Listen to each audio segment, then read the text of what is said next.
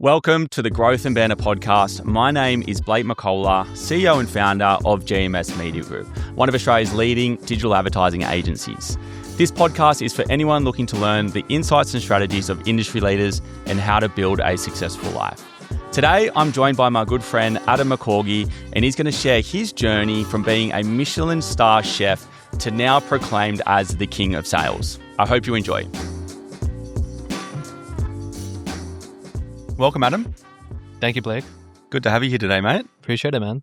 So, mate, we've known each other for some time. How did we actually first meet? Man, that's a great question. That's a curveball. I've been scratching my head. I reckon. I think I remember we spoke about GMS and needing some sales help back in the day, and then Gabby, your fiance or wife? Wife now. Wife now was working for us for a little bit, but it's funny because I'm like, we've had this sort of chemistry that's come and gone over the years, and it seems to be the universe aligning us a lot. And yeah, great to have you here today because today's about everything you're up to, you know, as the self-proclaimed and also proclaimed king of sales, and connecting the dots between marketing, sales, and operations, which is what you do day in, day out, and you live and breathe in businesses. But prior to that, you were a Michelin-starred chef with Neil Perry at Rockpool. Mate, 15 years old, yeah. Wow. And mate, that's a huge change from being a chef to a sales professional. But I can also understand what I'm sure that experience taught you over the years and being a chef to be so good at what you do today. Since then, you've been named in 40 Under 40 Elite Awards. You've hosted interviews with Ty Lopez, Ryan Serhant, and Andy Elliott. And you've also sold products for as much as $130K in one call. Pretty incredible shit. Just getting started. Yeah, very good. So let's talk about, I guess, how you got into it. And we can peel back the layers all the way from when you were a chef back at Rockpool with Neil Perry. But yeah, love to hear your story, man. Appreciate that, man. Well, thanks for having me, Blake. And yeah, I think for us, like, how did we meet actually? It's a long time ago now. Yeah. 6 years, dude. Yeah. Time flies. It does. So for me, it's interesting. So peeling back the onion, I think for people listening, to inject people with belief of what's possible, dude, for me, I actually got expelled from school. So crazy time. So at 15, I basically got expelled from school, no real vision or direction forward. And I just basically fell into cooking. And it wasn't until I turned 16, my dad got me a present. And he's like, there's a restaurant in Sydney called Rockpool. We can get you in for a tour and also have lunch there. And I was like, what's Rockpool? Had no idea, Rockpool on George Street was a 3-headed place. No idea. So I went there. I fell in love with the perfectionism. I fell in love with the prestigiousness. I fell in love with the team, the culture, everything there, right? So I asked the chef, I said, I'm a first-year apprentice chef. Is it possible at all to potentially have a job? Like courageousness in me back then? He said yes. So I started Monday. 16 years old, working at the best restaurant in Australia. So it was insane. So for me, I did that probably from 16 to 17, 18. I started working at restaurants like Noma in Copenhagen, when it was the best restaurant in the whole entire world, Attica in Melbourne. And I started just rubbing shoulders with really great people. So people like Heston Blumenthal, Rene Redzepi, Neil Perry, some really big chefs. And I started building myself in terms of like going to lots of courses like Tony Robbins and all these events, all these seminars.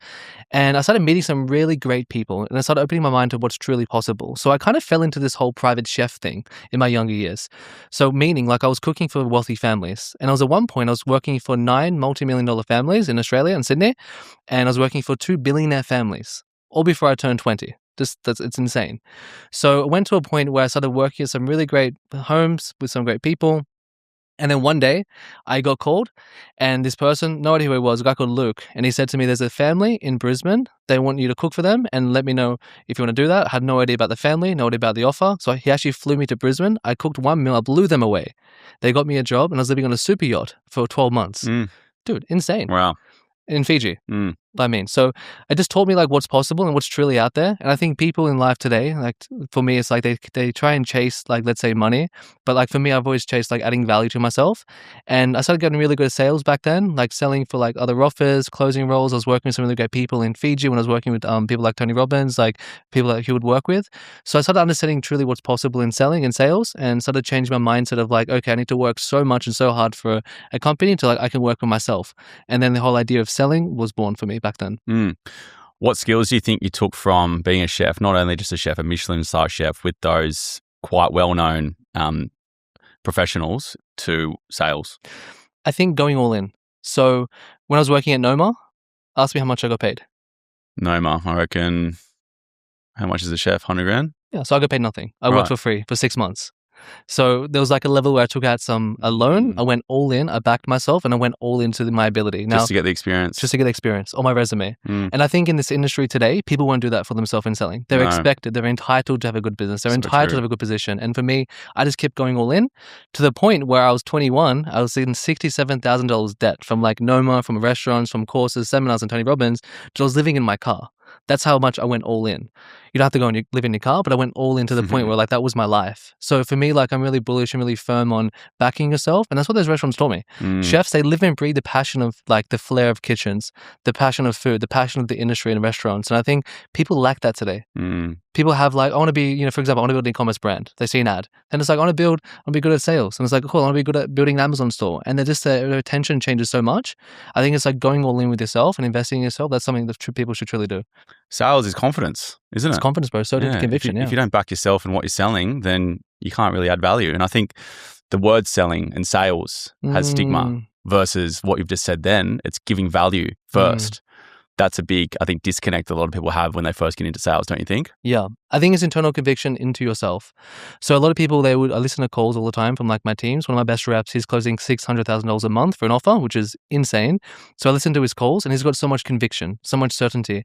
And he would say the wrong thing probably most of the time, skill-wise, but he's got so much belief in himself. He's got so much belief in the offer, so much belief in the outcome for the person that just transpires. That certainty sells to the person, right?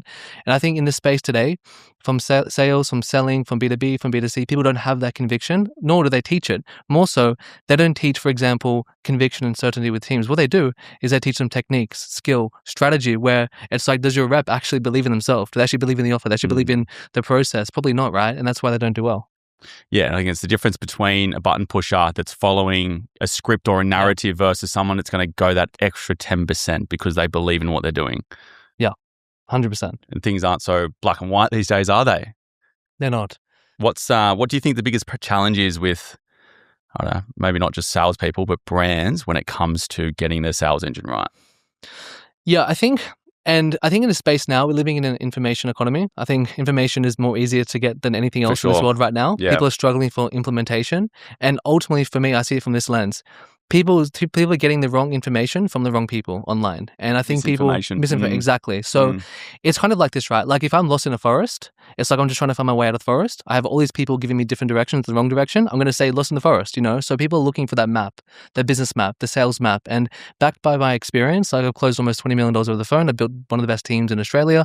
I've worked across 83 different successful offers. So for me, it's like what I actually teach and what I do, it actually gets results, where many people, they don't get results. So it's about trusting intuition, understanding the data and the back by like actual authority. It should be really important in this space. Yeah. I think very important today. It's going to be more important is that authentic piece too. Agreed. And trust is a huge component of why people don't follow through with action. Exactly. What do you think the three biggest things that you would implement into a new business regarding the secrets with sales? Yeah. I think it's getting the team so all in terms of not product knowledge on what the product is, but people knowledge. So like, how do people actually articulate their problems? I think for me, the biggest shift I make in businesses is I take away from traditional teaching and coaching, i.e. this is the product, okay, go sell it. These are the features, okay, go sell it. It's like, how do you actually understand the problem of the consumer into such a way where when you ask them what motivated them to reach out, you actually just share all their problems with them. Like, oh my God, Adam actually gets me. He gets my problems, he gets my solution and what I actually want to get to. So it's just a different level of training and coaching would not be number one. Two would be just to increase sales activity through the roof with the sales team. And I think many people don't do that properly today. For example, if you look at like, let's say I coached a team, 36 people, I built this whole team for a brand years ago. And every single person on the team, they were probably spending, 20-30% of their time on sales activity. So it's like, how do you double that? How do you put more time into like what's important? It could be, what are the needle mover things for your business? It could be more calls, better outbound, better inbound, demo calls. Like, and how do you get that whole process? And number three, we track your numbers. Every single number in your business, every single metric is one of the most important things for true scale. Yeah, okay. And it's not just about getting sales right in an organization, isn't it? Like for me personally, sales was probably one of the hardest and last things I delegated out of the business. And still, I'm very much hands on it. Yeah. Hands on it and in it.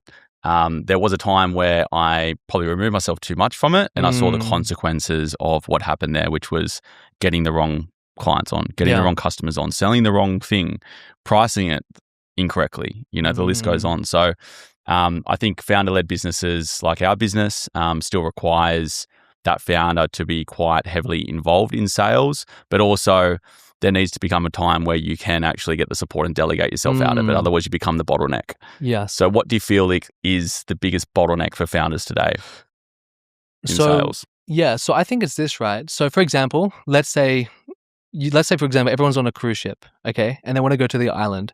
So for me, there's three things that has to happen. Let's say you're the captain. I want to talk about vision, mission, and values. So let's say everyone's jumping on the boat because they want to get to the island.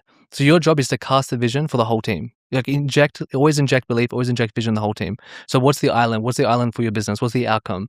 And then it's mission. So for them, why are they jumping on the boat? Like, what's the mission of the boat? Where are you guys going? What's the whole purpose of being on the boat in the first place? And then the values, how are they all responding with each other on the boat? And I think most of the time people think with leadership, it's like tell them once and never again. It's like that consistent injection of belief, that consistent injection of like the vision. Because bro, the truth is this, I've had people stay with me for many years with maybe they're not making the exact money they'll be making, but they're so bought into my vision, so bought into like where I'm going. That's why they stay. So when people like, for example, in the job, maybe one job's making 80K per year, which is for yourself. Another job potentially be based like 90K. That person's going to stay with you because of the boat, because of the island, because of the mission, vision, values. And I think that's super important as a leadership thing. And if people can focus on that truly, that's what's going to help them set their whole business on fire. Yeah, I think that's key, right? Like understanding why they're there. That's right. Yeah, like what's the North Star that they're aiming towards. Yeah. And we lose track of that, like being the bottleneck in the business is that sometimes you focus on revenue too much and then you're not really realizing why you're actually doing what you do. What is the reason, the substance behind what you do? Exactly. We definitely got caught in the whole chasing metrics and revenue. And it's like, no, what's the outcome? Why am I doing what I'm doing? And that answer is that we obviously help businesses achieve their potential online. And we love being a part of their journey to realize that extra success that they're not otherwise doing on their own. It's not about getting the best result on an ad campaign. It's not about, producing more revenue as a business for us. It's the end outcome, and if we're not aligned in that, then it becomes acidic almost. Yeah, 100%. Yeah. And I think with that as well, like I think the whole bottleneck is like, what's the actual bottleneck? So I'll give you an example. Let's say you're on a cruise ship, and let's say you cruise metaphor again, and every single morning there's like a machine that hits like, let's say shoots a hole in the boat. And every single morning the boat starts leaking, right? And starts filling up with water. Most businesses, what they do is they get a Band-Aid solution, right? In business, the symptom, and they start taping up the hole. But instead it's like, okay, what actually caused that hole in the first place? And many times with businesses, people don't even focus on the right bottleneck. They think it's like a sales problem where it could be a marketing problem. I think it's a marketing problem where it could be an operational problem. And I think coming back to what you've been doing in your success in this industry, Blake, it's like, what's the actual bottleneck? Is it marketing? Is it sales? Is it growth? Is it operations? Like, what's the actual thing that's holding your business back? And listening to the right person to truly help you get there. That's one of the biggest shifts you can have in your business. Yeah, for sure. And it's like, the more you get involved in the weeds of the account, the more you can disrupt flow too. That's right. It's like, as a founder, being able to understand what's going on, like a traffic light system is really important. That comes down to how good your systems are, but also being able to direct when things go off track. And I think the accountability piece we mentioned before is huge. People will set things up, or you'll onboard a great staff member, but then what are you doing to constantly hold them accountable, or at least check in that everything's working? Yeah. This whole like do all this work up front and then just expect them to continue to nurture that. That's something I see a lot of people make the mistake of, and we've even made the same mistake. Yeah. Not having that accountability, meeting or feedback loop is so important as a founder. I agree. Yeah. So I think, like, how do you get into a business and fix that? Yeah. So for me, like talking from a sales degree, I think the biggest thing I've learned probably in the last 12 months working with the right founders and the wrong founders, I would say having a really strong sense of source of truth and having a really strong decision engine in the business is very powerful. I think people get into leadership positions when they shouldn't be. I think there's a lot of experience in this space where people don't look at people that have the experience of like the authority. In business, and especially with like the info space, it's probably the only industry that we actually don't have to show a resume to do something in business. I'll give you an example. When I was a chef, I had to build a resume. I've worked here, I've done this. And in sales now, if you want to get a high ticket role, you actually don't need to show any proof. No. There's no like call you references. There's no call professional, personal. So people are getting information from the wrong sources and not from experience. I think that's the biggest bottleneck you need to have in business. So it's being aware first. I think that's the most important part. Yeah, fair enough. And then what about the cross-department fragmentation that happens a lot? Like, because I know you focusing on sales and building that sales engine. How do you ensure that, that everything else is working in harmony? To have sales, you need traffic and leads, to ensure that the sales and the customers you're bringing on, they need to be put into an operational system. Like, how do you make sure with what you do? And it's the same with us, like, for us with marketing, we can send all the leads we want to a business, but if they don't have the right sales process and systems to nurture those leads and convert it, then it doesn't matter how many leads we're giving them and how cost effective it is, they're not going to be able to convert those leads if there's no sales process system in the back end for them to properly capitalize on that. So it's like going that extra step for us is important to know in the business if they've got that set up or not. How do you get your eyes across that sort of fragmentation issue that a lot of founders experience? The best way to answer that is through a story. So I've been in the space for like the last almost a decade now. So I worked with this person. She's messaged me on Facebook like years ago, I think like 4.5 years ago now. And she's like, I'm the best sales coach, I'm the best sales trainer, and I'm going to be launching a webinar to my audience, massive webinar. We're going to spend X amount on ads, X amount on organic, or everything. I was like, okay, sick. What's the projection of people that want to jump to the webinar? She's like, oh, probably like around 1,000 people. And she's like, I need a team of like 7 people full time. I'm like, okay, great. How long do I have? 3 weeks. Okay, great. So I do my absolute best to cast the vision, cast the process, everything to everyone. Guess how many people jump to the webinar? Just guess. 300. 300? Okay, minus 300. 0. 2 people came on and they jumped off afterwards. So it just taught me this such a valuable lesson. Like if I don't have the full control of like marketing, the process, the ads, and understand it. So I made a decision that day. I need to understand marketing. I need to learn marketing because my side I can always do really well. But if I'm always going to be let down from businesses that say, look, we can get 1,000 people on with no absolute proof at all, no experience. And then I build a team, cast the team, build the vision, everyone's ready. And it's like, that's their full-time thing. And then they make no money from it. It's just like such a bad feeling for me and for them as well. So understanding how to have like core cadence. So let's say it's like daily huddles, weekly huddles, just like meetings, whip meetings, all these things that are so important in business to have that connection, and then work off one single source of truth place. The amount of times that like a sales team would have different data to a marketing team and it's not connected. I'll just be aligned to the vision, be aligned to the marketing efforts and what the creative sense is happening as well in the business. And having a point of difference is key, but how do people find a point of difference now with competition? Like there's so much saturation no matter which way you look in every industry. If you're an existing business looking to transform or maybe, reposition yourself in the market because things are stagnant, or a new brand going to market, how do you actually find that point of difference today? Yeah, the hardest thing now is like standing out like a purple cow. Right. There's no blue ocean offers, So it's, for me, I love investing in my time and energy into blue ocean offers, meaning it's like an offer that hasn't been really shown before. Like if you're going to launch, let's say, for example, an e-commerce program, so is everybody else. That's been done before consistently for a long time. So I think it's just looking a lot of energy, especially with AI now, through Perplexity and all these things you can do, to look into the market, look into the competition and really understand, I guess, the problems that people are still having going through those programs and then helping your USP on the front end for the initial stage. I think the hardest part in business now is the 0 to 1 stage because you're going into an industry where everyone else is going into as well. So I think it's just understanding like what your USP is, what's the ICP, and just having a really great sales process, having a really great team. Because sometimes I've had this before. I've had like people that have gone with me as an example opposed to someone else. And it's not because my program or whatever is better, it's because of how I sold it. So it's like, for example, you could have the best offer and not a good team. And then I could have like a good offer and a great team and I would make more than you as an example because my team can communicate the value a lot more than your team can as an example.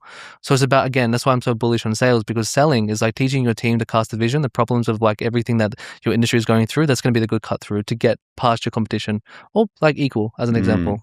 So it's not necessarily having to come up with a whole new product that's never been done before or a new feature. It's just repackaging and rewording something in a way that resonates better in a unique manner to your customers. Yeah, and I believe like, for example, your first connection with, let's say, from a seller or a closer, like if they can articulate the problems of that person a lot deeper and a lot more like faster than the competition can, they're going to feel more heard, and they're going to be like, oh wow, that makes sense more so to go with you as an example. It's about understanding what the good funnel is as well on the front end. So doing research into, is it a VSL funnel? Is it a workshop funnel? Is it a lead magnet? And then just having a really great process. I think we're in an industry now, as you know, it's all founder led. So like having a great founder is super important on the front end, because people trust that, they resonate with that. And you could have an okay product but have an amazing founder, and people will trust you more based on your personal brand than they would just having a great product. For sure. Yeah. It's like we're almost in an era right now where if you don't have some form of story behind the business, people just don't resonate with you. Exactly. You know, and I'm talking more from like a, probably smaller size versus the bigger the business you are, the more people will trust that brand, but there still has to be that brand buy-in, with the community of that brand. 100%. People want to be part of something, right? Yeah. It's the belonging, and people are buying from people still, whether that is the face of the brand, which I think it's almost a non-negotiable with any new and small business today. And then the bigger brands, the more luxurious brands, then there still has to be that sense of community belonging and what it stands for you to be part of. Agreed. I think without that, it's quite hard to differentiate yourself today. Yeah, I think buying behavior has changed. Before it was like Google reviews. Now it's like, you see an ad, Instagram profile. You go to like LinkedIn and you start seeing the person and start buying into the person's values, because I think it's very hard to compare one program to another program, but we buy in the founder now. And this has changed a lot. So a lot of like my sales process now is founder heavy. So it's whether it's like a great pre-call page, a great VSL, a great, someone speaking, is a podcast, is it interviews? Like what are things that we can do to really sell the person on the founder, not so much the product, because we're going from product to product. It's the same outcome, So how do we actually create that USP? It's founder led. Yeah. And the coaching industry as a whole, like we've got a lot of coaches that probably shouldn't be coaches, that are, and same as agencies, a lot of agencies there that should not be agencies, and a lot of real estate agents that shouldn't be agents. There's a lot of people sort of, I guess, creating, a bad example for certain industries today, because we're able to jump online and promote ourselves really quickly without any prior experience, accreditation, or whatever. So with the coaching industry, is it dead? And if not, what creates a great coaching business today? Great question. So for me, I see it in a way that it's more alive than it's ever been. But then someone else would say, for example, it's dead, So I think for me, what creates a great coaching program is obviously a great marketing funnel, great marketing engine, say the growth engine, a great sales system, like on the back end, process, automation, a great team buy-in and community. You're right. People want a sense of belonging. And then having great delivery. I think we're in an economy now where results show more than anything else. And what's the quickest, fastest, best way someone can get results? And people are leaning a lot more towards now the market implementation. So if you can have, for example, coaching, implementation together in some way, shape, or form for your program, that's going to be a great idea. But flipping the switch to that, you got to think about it. There's been programs out there, like I'm one of the originals. Like I went through, Sam Oven's first program, consulting.com. I went through another really great entrepreneur. Like this was like, 10 years ago now. So like I understand how the industry was, and I got to think all these programs since like the last nine or so years, all they've done is taught coaches, right? So there's so many coaches in the space now. You gotta think about it. That's true. So if we think about it from that lens, there's people that are still killing it. And when I say killing it, 5 mil, 7 mil a month. There's people that are just destroying the market. So the market is more alive than it's ever been. It's just like, how do you stand out? And what is your delivery mechanism? And how do you make sure your delivery mechanism doesn't sound like everybody else's? And how do you get people quick wins, fast wins, so we get great results and leverage those results for marketing? Yeah, right. So obviously there's a lot of poor coaches, but there's also a lot of people doing really well that's owning the market. Completely. Yeah, fair enough.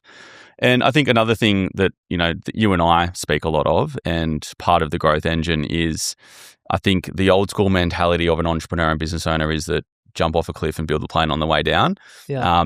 Waiting for a stage of business to then build the system, which I feel is a trap, because you're constantly trying to get to a place before you do anything to make something great.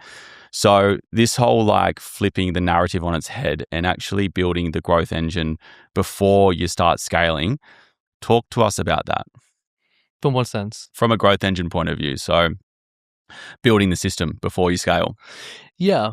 So for me, if you look at a system point of view, everything I do is based on SaaS. So scaling, automation, systems, and sales. And for me, it's about, okay, every single problem you're going to go through in business, i.e. everything from like lead attribution to tracking to automation to systems to getting like a really great connection rate when someone opts in, like just all of those systems are one of the most important things to build properly.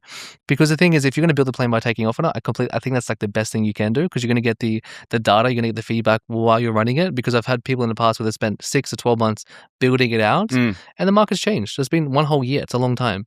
So the systems is more around, okay, how do we get the quickest data from the leads that we're coming through? How do we make changes as we go?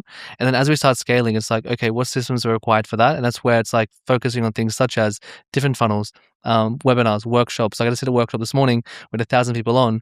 It's insane. We just like literally I think we spent 5K Great British pounds to get 1,000 people. Wow. So I think if you think about that, that's like Bang incredible. Or we could wait months to get all the workshops done, but we just did it like that off the thing, right? So it's just about understanding that, which is important. Yeah. Okay.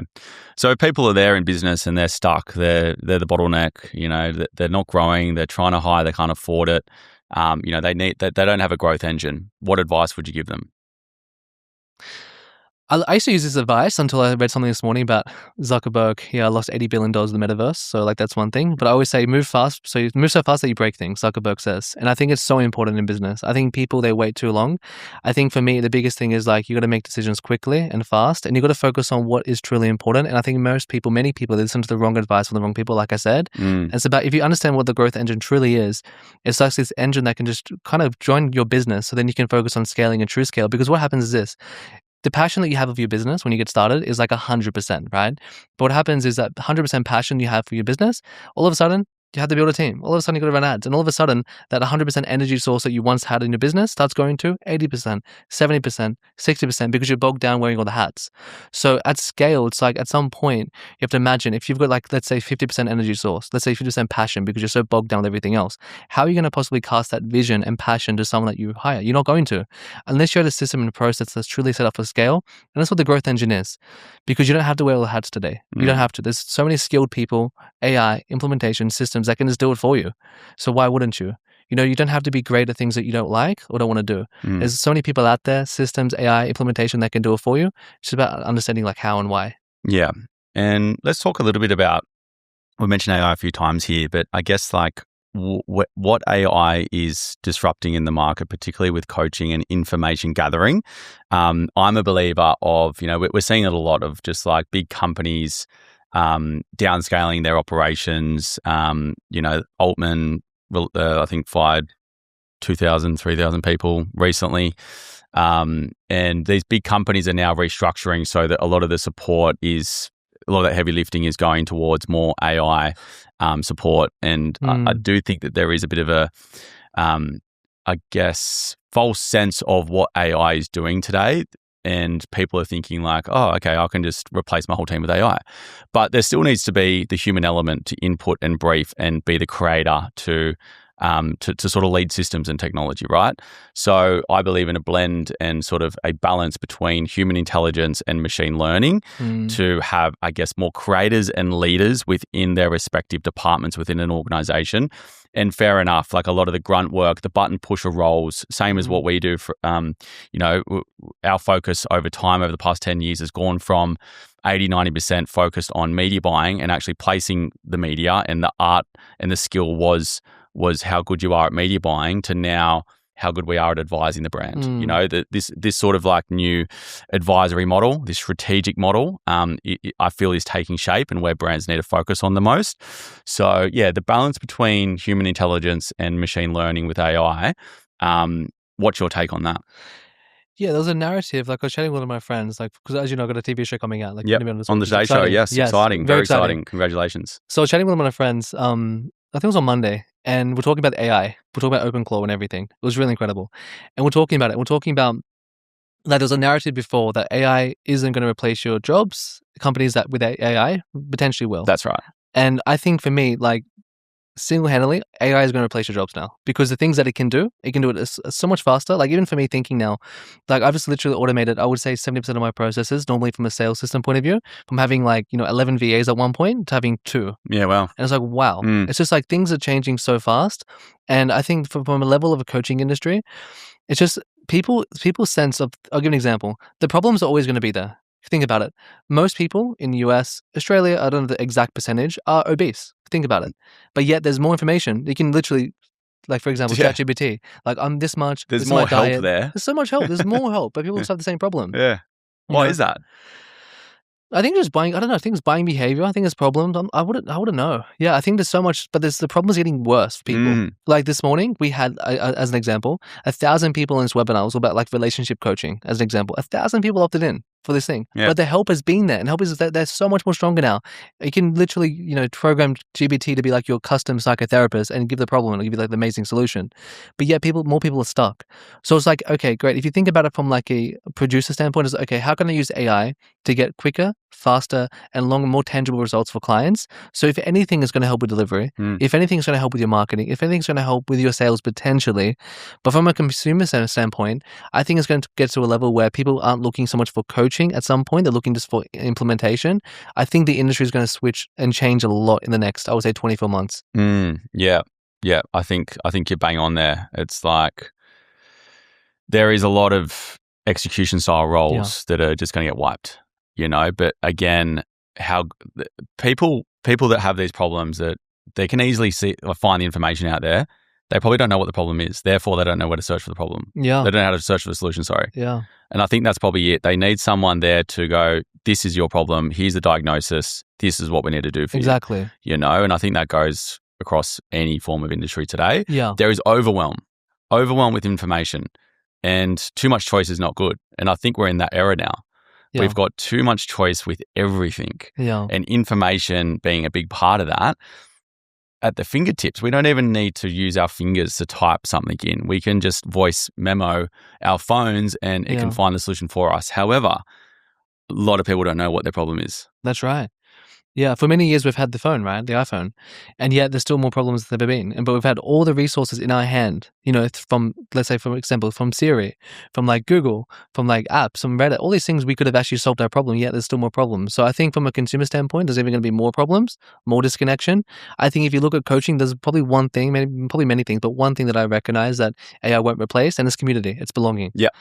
100%. It's like having that sense of like, I'm at an event with people, like-minded people, coach, like you're not going to get that from AI. Yeah. Yet. I agree. I totally agree. And then look, even if we do get it from AI, I still think people are going to want the humanized approach. And even if we can get an AI to think for us, I still think we're going to want human thinking. Agree. And I think it's just bullshit to think that like right now anyway, who knows what's going to happen in 1,000 years, to think that everything is going to get replaced. It's just like, look at it as an opportunity. There is so much doom and gloom right now in this world.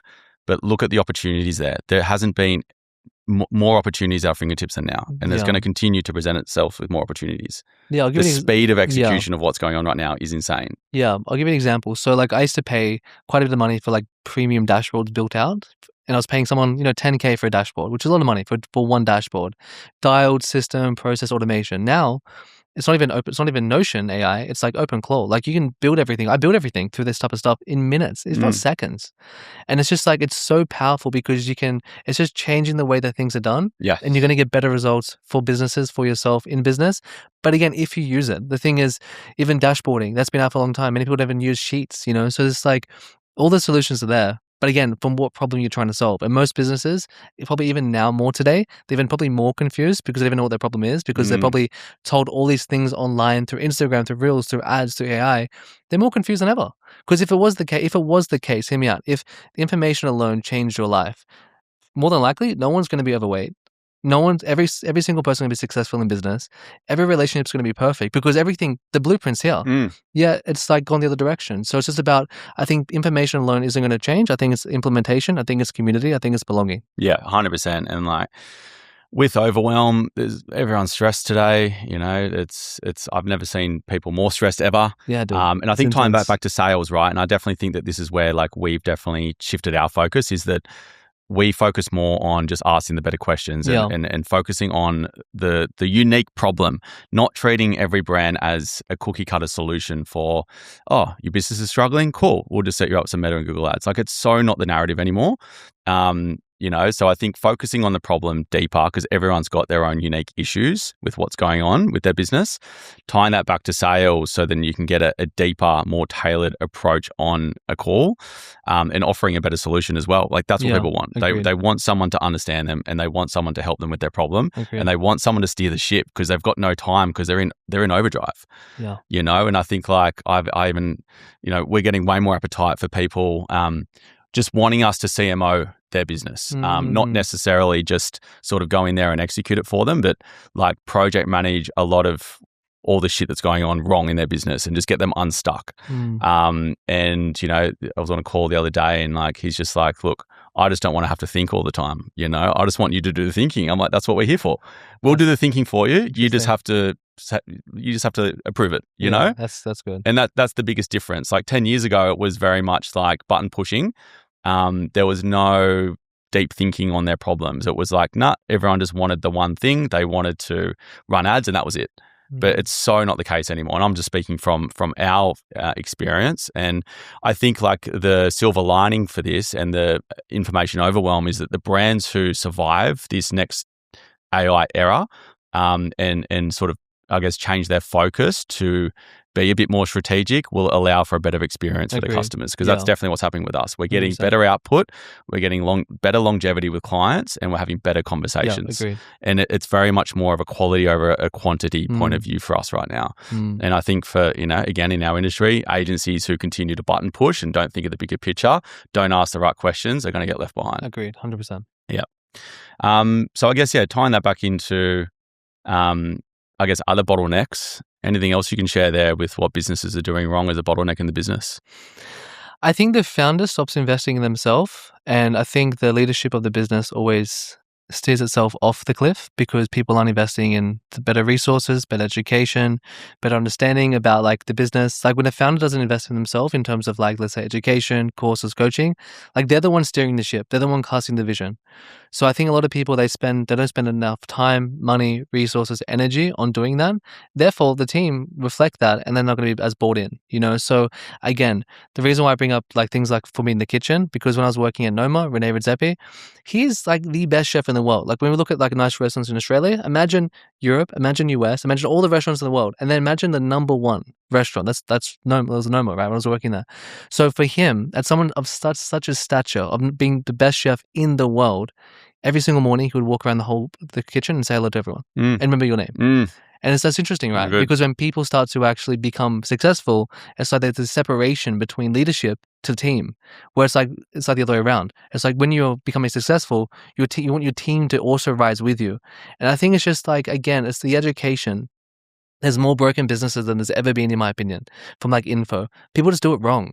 So I think it's interesting as well, right? Because AI implementation through information, there should be more business. There should be more businesses doing better things and bigger things, but they're not. The impact is getting less because of the founder. Everything starts and stops with the founder. The fish always rots from the head. So the founder is where it's at. Yeah, absolutely. Well, let's talk about what we're up to today. Let's do it, bro. The growth engine.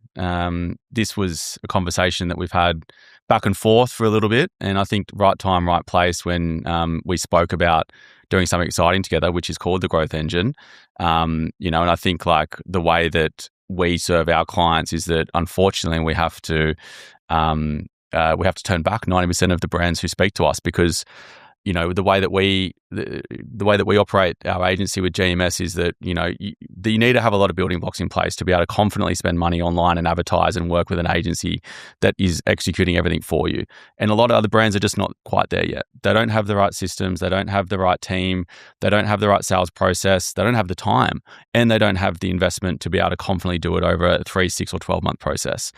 So we built something pretty cool. It's a group sort of mentoring and advisory called the Growth Engine, split between sales, marketing, operations. Yourself heading up the sales department, I head up the marketing, and Simon, my business partner, heading up operations. So let's talk about that.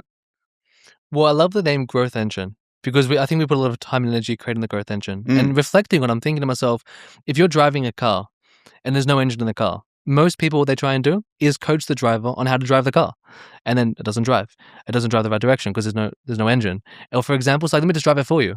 and doesn't go far because there's no engine. So for us, it's like there's one thing that's going to help the business and the car drive, which is the growth engine. And a lot of people, they put the wrong engine in, and a lot of things that are holding businesses back, which is what we've realized now, right, with the bottlenecks.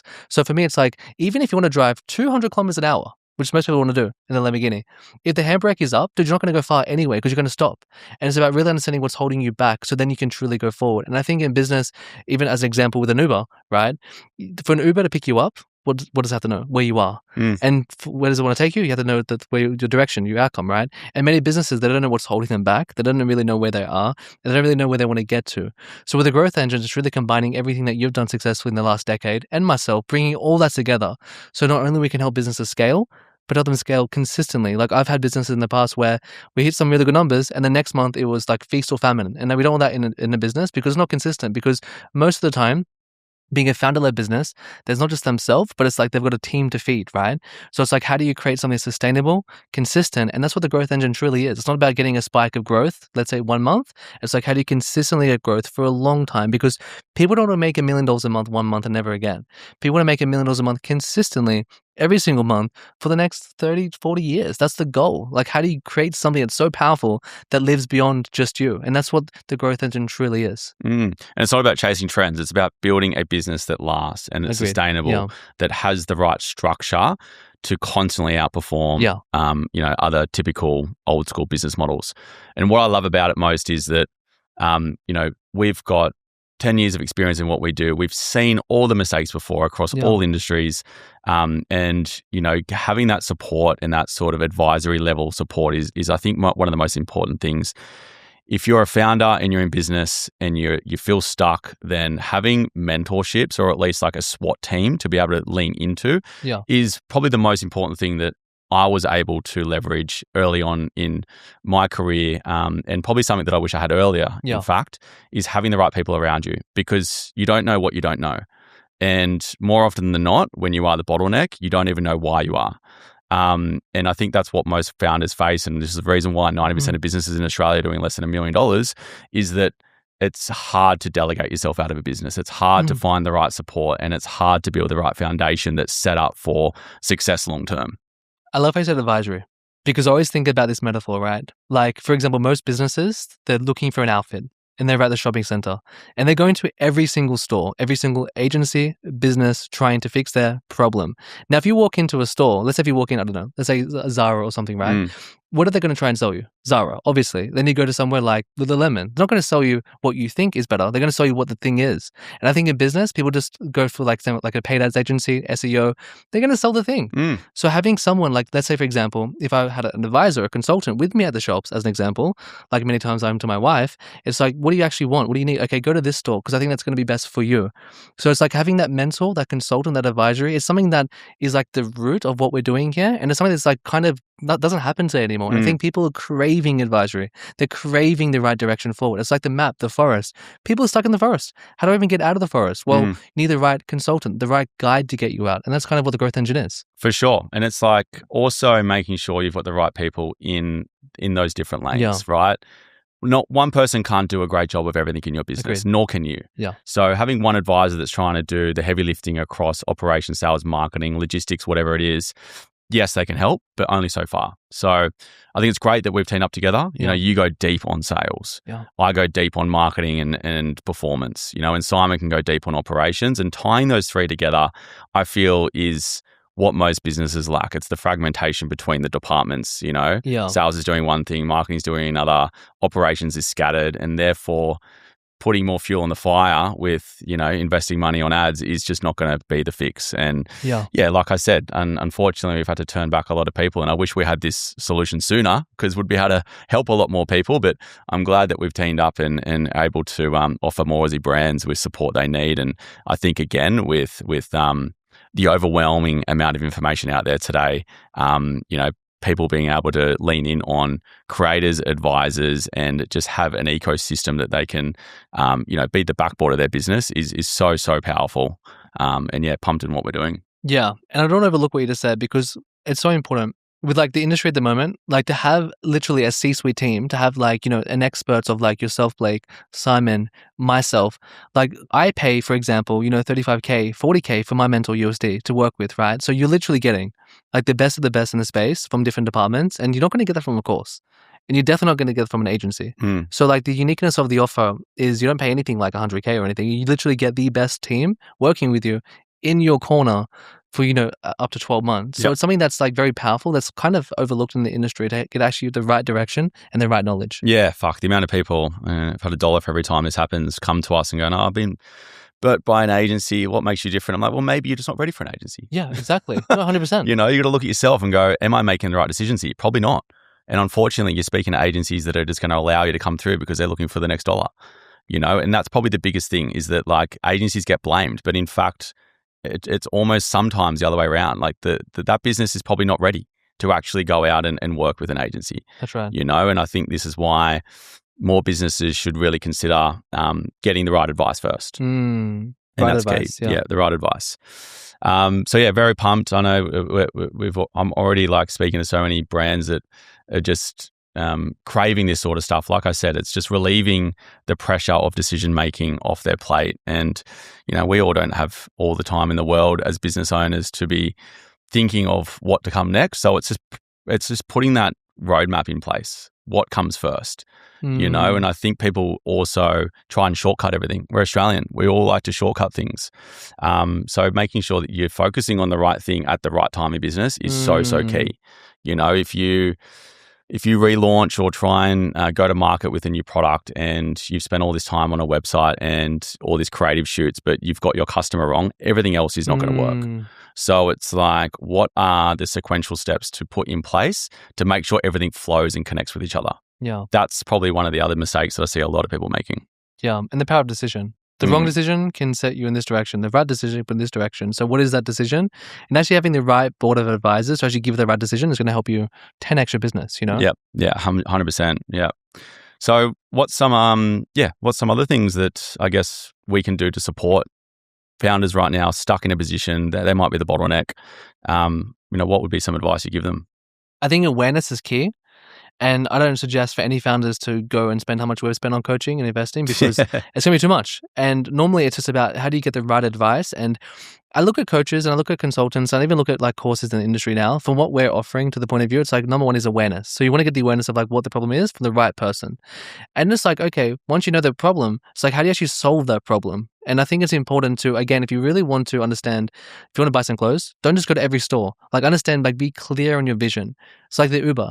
Like if you really want to go to one direction and one location, understand where you are currently right now in your business. Because the thing is, most people, they try and solve, like I said before, they try and solve the problem with the symptom problem. So like how do you actually get that cut through? It's about beginning for yourself first, the psychology in yourself. And I think it's just like reflecting and thinking and processing what the actual bottlenecks potentially could be and how to solve that. Yeah, 100%. And if someone was out there looking to start a business today, what's the first thing that you would focus on or advise them to focus on? I was in Manly and I was literally in my car. So this was like everyone's got a breaking point and a breakthrough point. For me, there was both in the same moment. So I was in my car and as I got a photo online, I was in $70,000 debt. Okay. And I had all my stuff in my car, boxes, clothes, all my belongings was literally in the backseat of the car. And I was like, dude, today's the day. Today is the day. So I kind of looked at myself in the mirror in the car and I was like unshaven. I wasn't feeling good, had no energy. Like it was like literally the lowest point of my life. And I was like, I'm going to go to the gym today.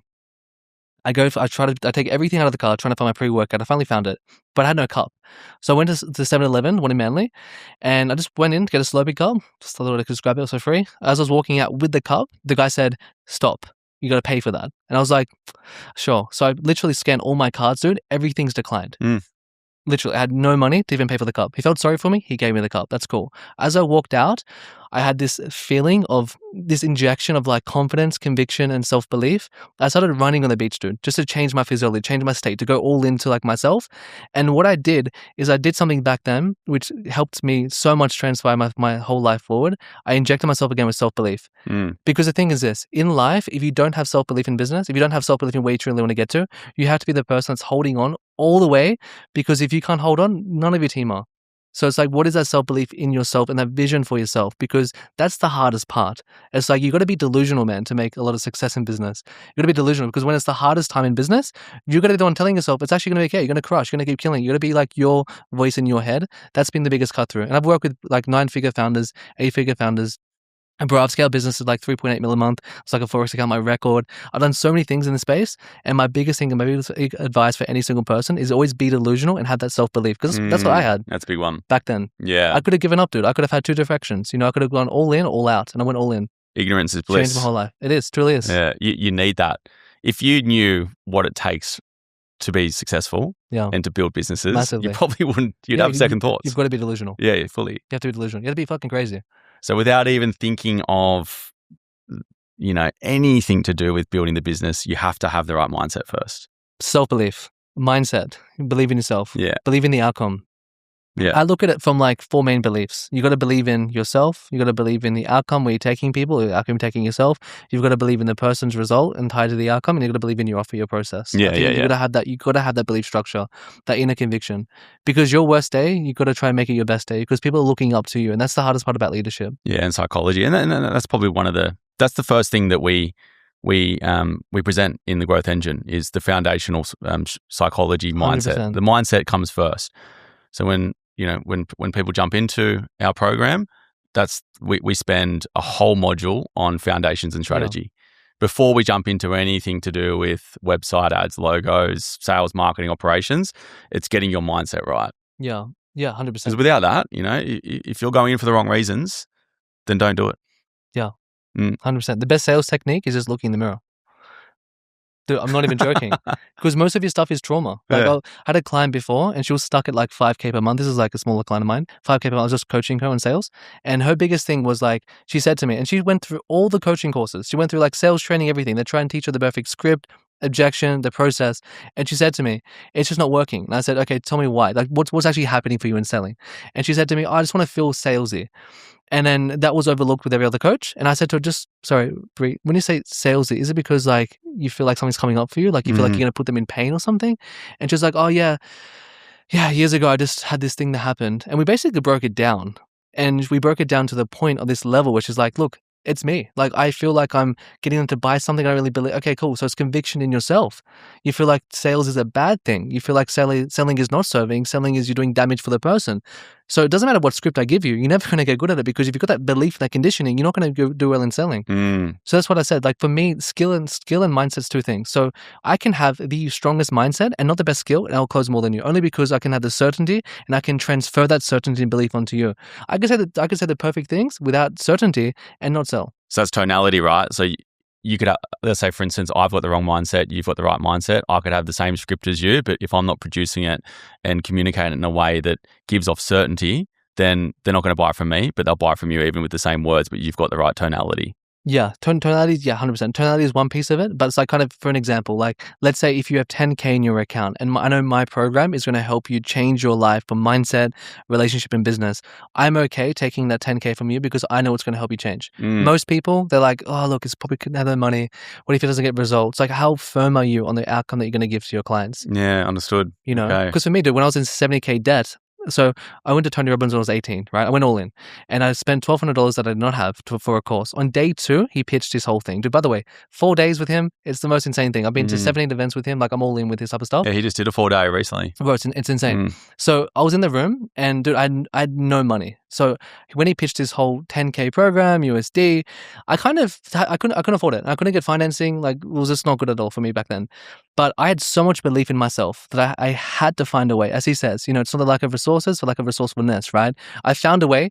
One of my friends, best friend today, a guy called Carl, I sat next to him and I looked at him and I said, bro, I don't know, you don't know me, I don't know you, I've known you for 2 days, but I need to ask you a favor. I really want to go to this thing. It's going to change my life, man.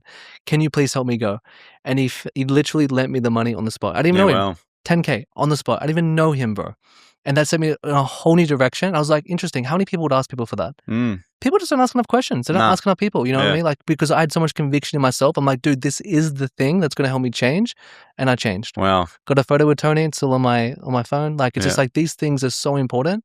People aren't all in with themselves. They don't want it bad enough, man. They don't want it bad enough. How was that Eric Thomas video years ago?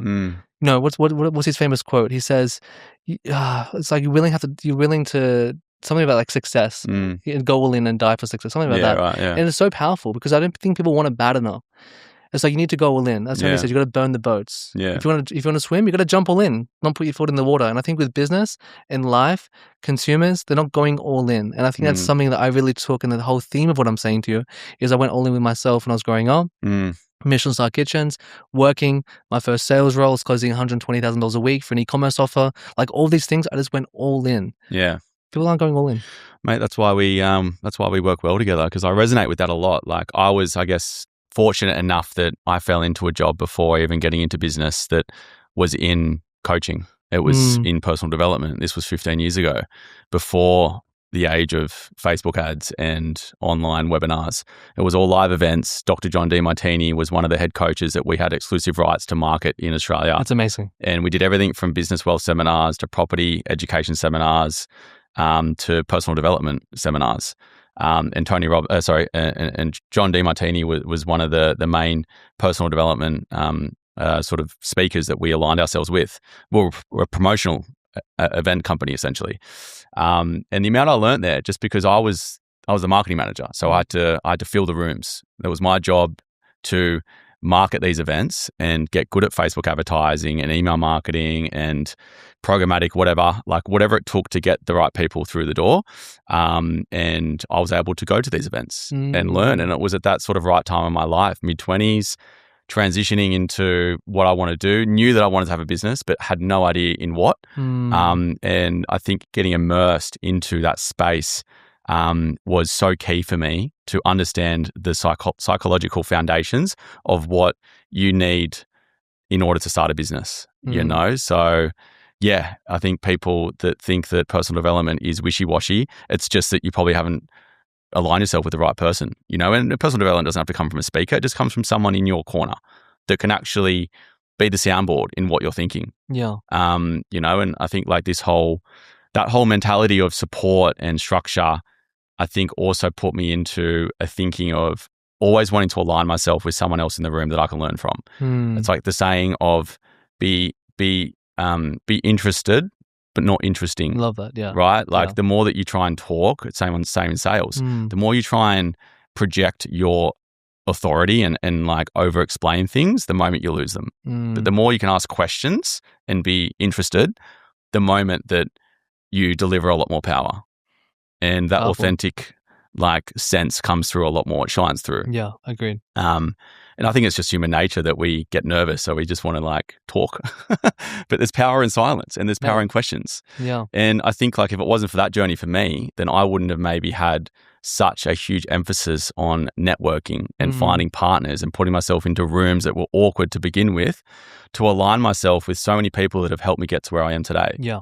And over this 10-year period, I'm now fortunate enough to have quite a strong ecosystem that has led me to create other agencies and other businesses, and obviously the growth engine with yourself, to better serve more Australian brands out there. Yeah, love it. You know, so I think psychology and the power of networking and having people around you is the most important thing. And people try and do it all themselves, and they think that like there is, you know, something wrong with asking for help. I think it's the most powerful thing. If you can actually like take accountability and ownership that you don't know everything and that something's wrong, and to put your hand up and seek that, you know, that sort of advice and that answer, that's what will set you apart. The resilience and the curiosity in business. Because if you try and do it all yourself, I guarantee you won't get far. Maybe you will with AI today, but still, I don't think you're going to create anything that's, you know, amazing, or at least fun to do, because growth is better together, you know? And I think that's what, I think there's going to be more of a need for this. People are more stressed, they're more overwhelmed. There's more options. AI is causing so much more opportunity, but in turn, people become more lost. Yeah. And I think business is chess, not checkers. I think many people think business is checkers, and it's very reactive, not proactive. And I think many people, they get stuck, they get confused, they get overwhelmed because it's like just one step ahead. So it's about really understanding that business is chess and what one move could lead to like another move. And like they say, the only way to lose in chess is if you make a mistake. Otherwise you win or you tie. And people are playing checkers all the time. So it's like, how do you play chess for your life? Or you understand who you don't want to play chess with. And most people in business, they're playing a game of chess, they're not even moving the pieces because they've got a team that are moving it for them. That's why they're always losing. So it's just about changing your perspective of business. Like, if anything, this conversation for people listening, it's just giving them a different lens. If you want to take a new photo and a better photo, you'll get a different lens for your camera. Same thing with this. Different lens, different perspectives can change your whole life. And it's very easy to be sad, depressed, and negative with everything that's going on right now in the world. But in the same respect, there is so much opportunity. So find the opportunity and be optimistic about that, because there's a ton of opportunity and there's a ton of people still doing very well. It's just that we get fed so much bullshit and propaganda with like negative headlines all the time that it can bring us down. So just focus on the positive. Yeah, I'm really powerful. I'm really bullish on the law of association. So people like around me are killing it. Like I think one of the best things I learned, and from the Tony world, like I haven't really turned on TV since I was 18. Yeah, well. So I actually don't listen to any TV besides being on the Today Show, of course, which is cool. Yeah. But besides that, I don't watch TV. I listen to radio, none of that stuff. Smart. I just think it's like so firm on like who I listen to, what I let into my mind. 4 days with Tony, my first event, I took a lot away. But one thing I took away the most was you've got to build a wall in your conscious mind. You can't just let everything in. And people are unaware to the unaware and they just let everything in. They don't even understand what a conscious or unconscious mind is. And if people just receive all this information, therefore they're broke, unhealthy, overweight, and bad relationship. Of course, because they've let everything in, all the negativity in their mind. To like, you got to be delusional. And you got to be delusional from a good sense in terms of like just doing the crazy things to get results. But you got to be delusional from a sense of like just stopping everything from entering your mind. Yeah, amen to that. Like, I think that's also what's caused this societal shift with people taking better care of themselves, because the more that you feed into all of the bullshit, the more unhealthy you become and the more you can't perform. And I think we're starting to be a bit more awake with what's happening, and that the most powerful thing you can do is to be confident and healthy in yourself, have better boundaries, better habits, and that, the output of work today, I think, is greater because of saturation and the fact that, we've got a lot of competition online. It's just find a way that's going to create more sustainability in your life. But yeah, I think the no TV thing is a good one. I mean, I still sort of look at what's going on from a macro point of view to make decisions within what's happening in the economy, but not so much that it bogs you down into negative thinking. Yeah, I think for example, let's look at media as a thing. If you're walking past a newsstand and the newspaper said it's going to be a beautiful sunny day, you're not probably going to buy it. If it's going to be like it's a hot 40-degree day, like petrol's running out in 30 days, it's like you're going to buy the newspaper. And I think with media, it's like people are tuning into it. Yeah. So if you think about that as like a business, it's just like attention, same as like social media. I mean, it's just like, am I a consumer or producer? Should I put my focus there or there? And I think it's like, I've been down the rabbit holes, we all have, whether it's on TikTok or stuff. Yeah. I think it goes deep. I'm not going to mention anything on this one. I've been there but too. It goes don't worry. Deep in many ways, and I noticed my energy shift so much when I deleted all that stuff off my phone like months ago, bro. Because like one whole day I'm just like scrolling. I'm like, dude, it's all connected. I go down this random hole. I went down that rabbit hole recently, and it's too much, same brother. thing, man. Yeah, it's too much. It is too much. It's because you can't do anything about it. No, you can't. So it's all this stuff takes you away from your vision. And I just think today, more importantly, and one of the main reasons why I love the growth engine is because it's like, let's just focus on what is truly important and listen to the right people at the right time with the right problems. Yeah.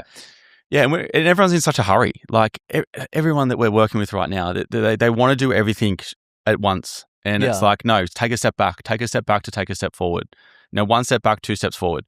It's like it's focusing on one thing at a time. There's so much to get sidetracked with. Yeah, of there's course. There's so many shiny objects there. Yeah. And I'm working with people that are just like, they're stuck, and then yet they're trying to wear all the hats. They're building their website. They're doing the creatives. They're trying to just overcook their entire business. And I'm like, okay, well let's peel back the layers. Let's figure out where things have gone wrong and focus on that and that only. Yeah. And when I'm giving people homework every week, it's like, nah. Just this is the one thing that we need to focus on. Come back to me and do that. Yeah, of You know, course, it's not like let's try 100%. and do it all in the next 30 days. Like that's just a bullshit way to think. Yeah, because I think we're taught in business now instant gratification, and I think you can't see the forest when you're in the trees. Like helicopter view, perspective shift is the most important thing in business. And I think people don't have that anymore. We're looking for reactive ways to solve problems. It's like people wait till their house to burn down before they install something to stop it from burning down. And I think with business, it's the exact same thing. It's People reactive. realize it's like a sales problem when it's like backwards 3 months. Like when can you actually start to be more proactive in business? And that's the shift that people need to have in their mind. And that's why the growth engine, it's called a growth engine, but it should be like a stabilization engine. It should be like, how do you actually focus on, because you can't just focus on growth when you've got nothing to focus on growth with. So it's like almost taking a step back, because the growth will be there, but sometimes it's the most uncomfortable thing, because by the way, the most uncomfortable thing isn't being marketed to every single day, because the most uncomfortable thing, it's not about, if I want to teach you sales, I'm not going to say look in the mirror. I'm going to say like objections, because that's what's going to get you in the door. And I think with solving a problem in your business from like a bottleneck point of view, sometimes it's the thing you don't want to hear. It's the thing that you're trying to avoid the most. And it's exactly why you should do it. Yeah, no, I totally agree. And again, it's just really getting yourself out of that tunnel vision. Yeah. Like the more that you're in something, the more that you don't know how to get out of it. It's like there's a big difference between the psychology with being stuck in it and looking at it, like you said, from a helicopter view. Yeah. You know, and like just 100%. having a different perspective on things. Yes. And to finish up, I think most people, they think in business this way. So as a flea can jump 112 times or something their body weight. They can jump so high as a flea, right? But most businesses, the flea's in the jar. And the jar can only jump, like the flea can only jump to the lid of the jar, right? Because it's like the potential. And I think most businesses, they have unlimited potential. But they place this cage on themselves, right? They place this cage on themselves so they can't go further and faster. They always say, if you want to go fast, go alone. If you want to go far, go together. And in business, it's so true and it's so relevant, because I think people just need to understand, yes, advisory, number 1. 2, what is the actual bottleneck? And 3, let's help you take off the lid off your jar so then you can unlock your full potential, because it's not just about your business. If you have a business where you're impacting other people, you're not even just doing it for yourself, Blake. You're doing it for people that can actually change their life. And it's a selfish thing not to be able to help more people, because if you have, like, let's say the cure to like a life-threatening disease, if you don't get your shit together, you can't help more people. So it's like not just up to you, it's your moral obligation to help make your business successful, because if you don't, you're always going to fail and you can't help more people. 100%. Yeah, no, I completely agree with that. Now, I guess like leaning in on how you've had support in your career, if you had a hypothetical kitchen shelf with 5 people on that shelf that could be part of your advisory team, dead or alive, who would you pick? Definitely Tony, 100%. For sure. Like Tony, like I'm gonna go to his event in August in Miami. My goal is to get him on my podcast. Let's see. Yeah, so nice. yeah, definitely Tony for sure. It's interesting. I think Tony for sure, number 1. He could be part of your 5. You only really need Tony. Yeah, if you get Tony on, you don't need anyone else. Yeah. I want to I'd get some really big realtors, like people like sales. I'd probably get like Ryan Sohend. Yeah. I just know him. I've met him. I've done the podcast with him, doing another podcast with him in New York in July. So like I just know how good he is and how great he is at what he does. So I just think that taking away those certain people would be really, really strong for me. Yeah, awesome. Yeah, no, Tony's a weapon. It's when I was tuning in and out of his 4-day event the other day, and just he's got 16 billion revenue going through 100 plus of his businesses every year. It's unfathomable. And the fact that he can just talk on end over so many different consecutive days is just beyond me. I don't know anyone else who can do that. Yeah, I've been fortunate enough. I've been to, I think, 16 or so events with him now. I went to Fiji with his resort in Namale in Fiji. I went to like Date with Destiny when I was in Australia. I did all these things with him. Date with Destiny is like his 6-day event. It's like day and night. He speaks all day, every day. And it's insane. Like when I say all day, like it would start at like 7 a.m., 8 a.m. and go to 2 a.m., bro. And he doesn't miss a beat. And it's just like, it's just so powerful. Like if I look at public speaking and public speakers, I would say him. I would say Myron Golden. Just people I look up to in this industry, and that's who I'd probably have on my board for sure. 100%. Yeah. If he's okay with that. Yeah. Keen for the introduction. Sounds like a good kitchen shelf. Mate, if you could wave a magic wand and solve one thing in the world, what would you solve?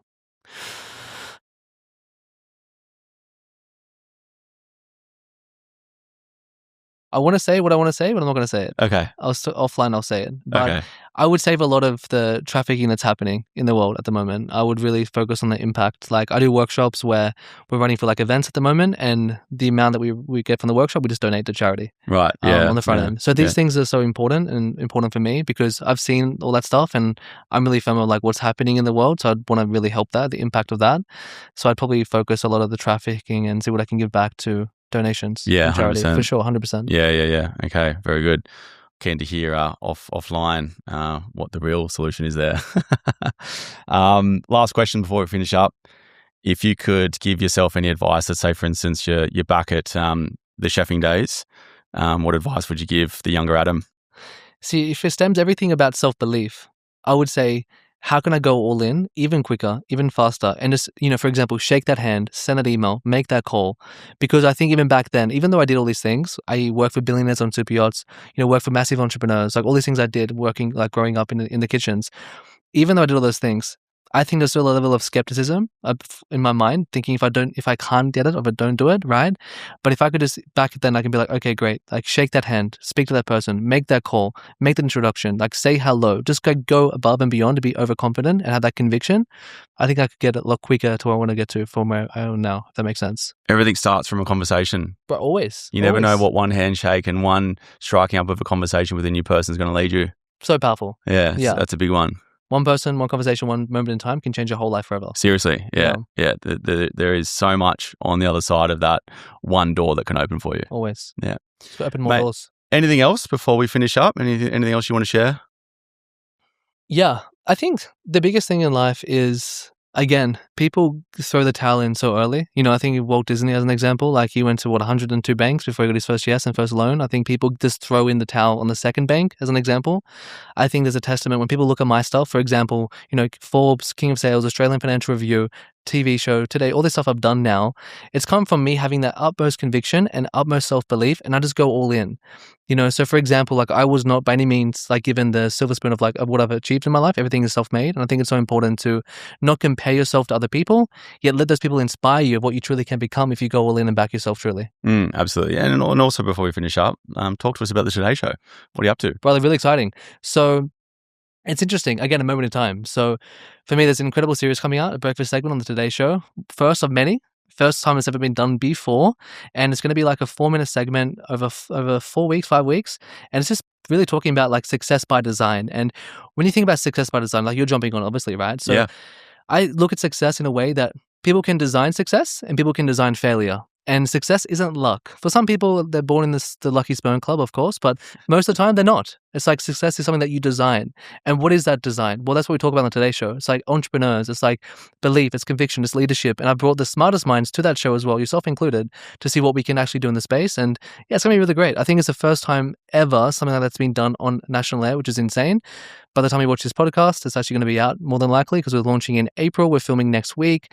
And that's kind of just going to be the avalanche of what's possible, which I'm mentioning as well, my interview with Mccaughey as well on the 1st of April. Awesome, mate. Well, I'm keen to tune in. I'm keen to also jump on and flip the narrative where you can interview me on it. That's exciting next week. Been nervous, bro. And yeah, man, guys, congratulations on all your success and keen for our future. And for anyone looking to, I guess, learn more about yourself and the growth engine, where should people go? Swipe up.